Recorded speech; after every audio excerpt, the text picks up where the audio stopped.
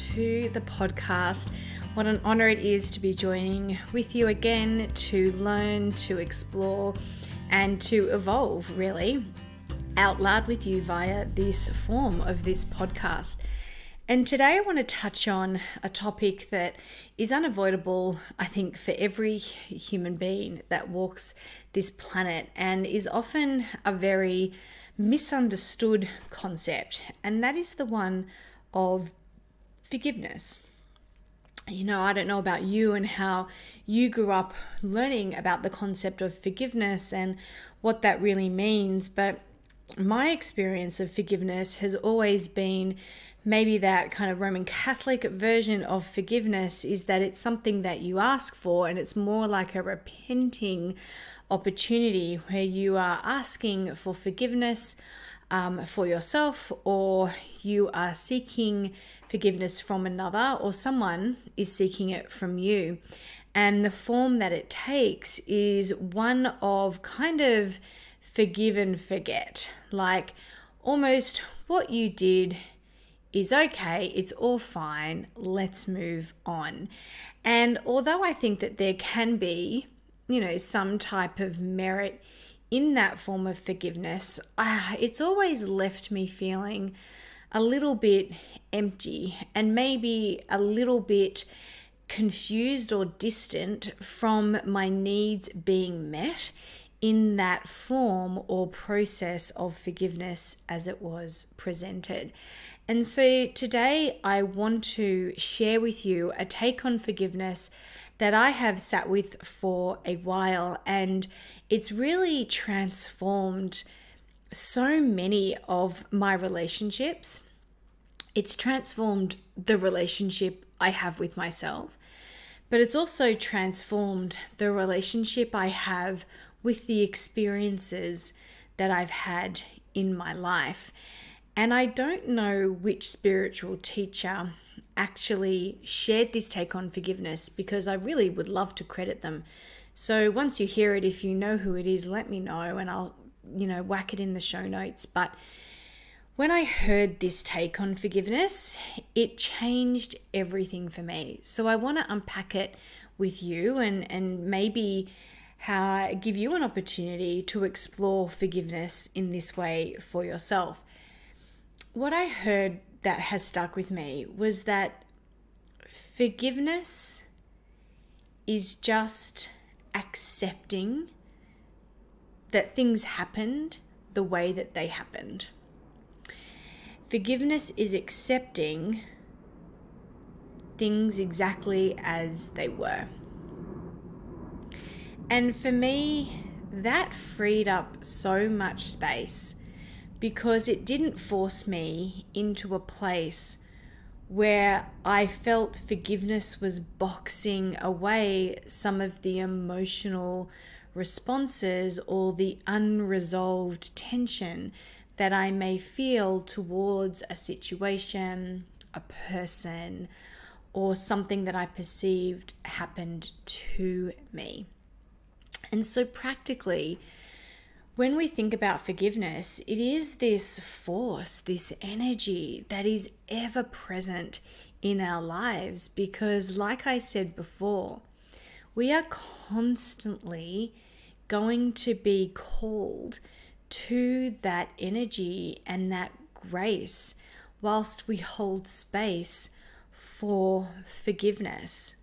So if we can understand forgiveness as being something that we are just merely accepting that it happened just as it happened, we are not trying to rewrite history and rewrite the past so that we can feel better about it. We're coming into a place of reverence and acceptance for it without having to change it, because quite honestly, it can't be changed. It happened, and it happened exactly the way it happened. So when we filter that down to, something as simple as, say, schoolyard scraps, where one child says something hurtful to another, you can't play in this game, or I don't like you, or the big one in kindergarten, which is you can't come to my party. These are the big things. And as the adult in the situation, I have facilitated a lot of conversations where someone can see that maybe what they said was not appropriate or it was hurtful. And, we model to them, or they're learning how to apologize for that. And then immediately there is the expectation that the person receiving that apology is obliged to forgive in the form that it's okay. Like, that's the saying, right? I'm sorry, it's okay.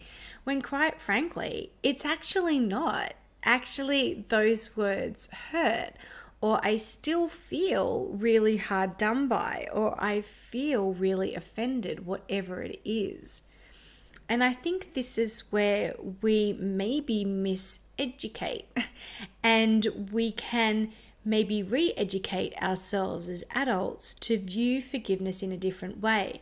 Because whilst on the playground, in our first experiences of forgiving, for many of us, being that it's okay response, holding hands, hugging it out, and then skipping off again, and not really having those emotions, I guess, resolved, or to feel as if I just have to move on from the disappointment or the hurt by saying it's okay, purely because the person has apologized, no matter how authentically or inauthentically that apology may have been. How does that translate into our adult lives? Cut to 20 years later, we may be in a relationship and our partner does something to really upset us. They may speak to us in a tone that is not appreciated. They may say something to us out of hurt or anger or frustration in their own mind that really hurts our feelings. Or they may do something to jeopardize the sacred container of that relationship by overstepping a barrier that was agreed on by the two of you. And they repent, they're sorry. And our only port of call of forgiveness is, that's okay, kiss, make up, move on. Where you're just going to build up a little checklist of resentment because it hasn't been resolved. And I think here, when we look at forgiveness through the lens of acceptance rather than it's okay, it gives us a lot more wiggle room to feel acknowledged, both as the perpetrator and as the, in inverted commas, victim of a situation. So I have been really sitting with this concept of forgiveness for a while, because I have been involved in one particular friendship of mine for going on 30 years now. And this friendship has, like any friendship, I guess, has had its ups and downs, its miscommunications, its time of break in terms of contact with each other, its times of coming back together. But really what underlines this friendship that I have been a willing participant in for 30 years is this connection that we share, this deep love and respect for each other. So it was a couple of years ago where that deep love and respect was really taken for granted. And I'm obviously, out of respect for, myself and the other person involved, am absolutely not going to go into the details of that. But let's just say I was left angry, disappointed, hurt, all the things. And that person was not coming forward with an apology. In fact, still isn't coming forward with an apology. And I would dare to say that as a result of that this friendship is no longer in existence. And the connection and the love might still be there, but it definitely isn't an active ingredient any longer in my day-to-day life. And as fun as it is sometimes to sit in the anger and the righteousness of what I've perceived kind of transpired in that connection, or maybe how boundaries were crossed or whatever it was, I know that that is a really unhealthy place to be. Anger itself is absolutely not a unhealthy emotion. Anger is a great emotion. It was my kinesiologist who once said to me, anger just shows us the places that we weren't loved, we didn't feel loved. And it's so true. In this situation, I just didn't feel loved and respected in that situation. But I know I don't want to feel angry towards this person, because really it's only zapping me of my energy, right? Purely selfishly. And I don't want to walk around with that type of energy directed towards anyone or anything. And I knew that the only way to move on from that anger was to forgive somebody for something that I was never going to hear that they were sorry for. So it's that forgiveness of that kind of situation. And so I really had to dive deep into this concept of forgiveness, in that it's not an it's all right, or I understand the reason they did what they did, it's all right, because that completely dishonors my position in that exchange, and it completely devalues my worthiness within that exchange. So there was no way I could go down that route. So I really, really, really had to dive deep into the acceptance. That I accept that that person did what they did. Full stop, the end. Did I go in and look at it from every angle and psychoanalyze the behavior? You can betcha I did, because there's my little toxic trait. Love doing that. But none of that changes anything. It might bring a little softness. It might bring a little perspective and compassion. Sure. But it didn't wipe away my anger, and it definitely has not changed the format that this connection is now in as a result of what has happened. But by bringing forgiveness in the form of deep acceptance that what happened happened in the exact way that it happened, and no amount of apology, no amount of accepting that apology is going to change that. Rather, I just accept it so that I can feel free. I can feel free to be rid of the frustration and the anger. I can feel free maybe to process some of the disappointment or some of the loss that has incurred because of that. And to ultimately move through. Not on, because I believe that any type of interaction that we have is always going to be a part of us. Any type of love that we share with another is always going to be a part of that. And even if it was negative in that moment or whatever, in these experiences that you've had with people, even if that love does turn negative, it's still there. And so I'm not moving on from it, like as in that chapter of my life is closed. I'm just moving through it. And I can keep walking in a way that I allow myself the space to feel proud of me and aligned with my values and what is true to me. And it's often said that the toughest bit of forgiveness is going to be for the apology that you never get. So it doesn't make it all right, it just brings you to a place of acceptance. Another area of forgiveness in my life that I often find really hard to navigate is the space of forgiving myself. I don't know about you, but I'm pretty hard on myself. And I think that this trait of mine is a double-edged sword. It's really good because I like to keep myself accountable to standards that keep me motivated, keep me on a path, keep me striving and achieving and changing and growing and evolving. And I love that about the high standards that I have for myself. I really do. And sometimes these high standards stop me from slipping into patterns of behavior or choices that are not in alignment with my truth. But the double-edged sword of that is that when I don't live up to these high expectations, I can be really, really hard on myself, really berate myself, really find myself in a situation where I'm not holding myself with the love and the compassion that I deserve. And it doesn't feel robust enough to me just to say, it's okay, or it's all right, or I'll do better next time. To me, often that doesn't sit well. But when I'm able to step back and go, I just accept it. I accept that that was the level of performance that I was willing to give or was able to give at that time.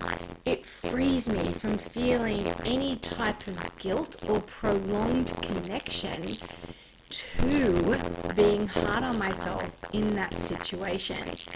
So seeing forgiveness as a form of acceptance, I accept exactly the way it was.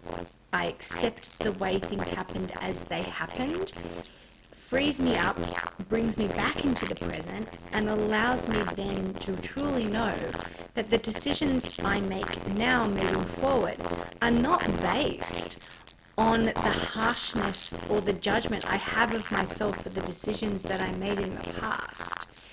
It's fully based on the standards I choose to hold myself to now, and in the continuation of evolving, it gives me space to trip, to fall, to change, to shift in direction, because it's from a place of acceptance. When I'm in a place of harshness, and when I'm in a place of, well, that's not okay, that choice that I made, or how far I've been able to walk down this road that's disappointing for me, I then in the present make decisions to counterbalance that and counteract that.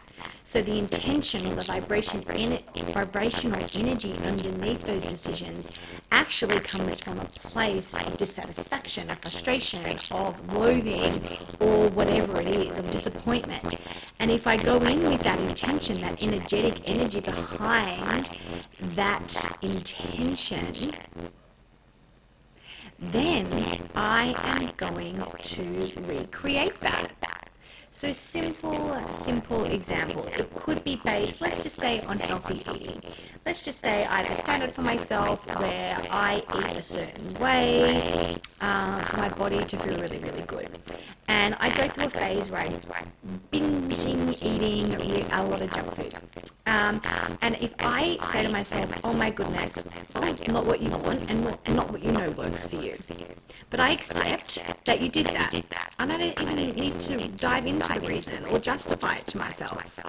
But I can just accept. I accept that last night I behaved in a way or made choices that aren't aligned with what it is that I truly desire for myself. And so I accept that, and today I choose to make choices for myself that are going to support and nourish me. Now imagine what that food is going to do to my body, just with that shift of energy. So I just wanted to share this take on forgiveness with you in the hope that it helps you as much as it's really helped me to loosen the reins around the concept of forgiveness. To be in a place of acceptance, I think, is really to come into a deeper place in our humanity. And to allow people to make mistakes, to maybe not be at their best, whether it's you or others.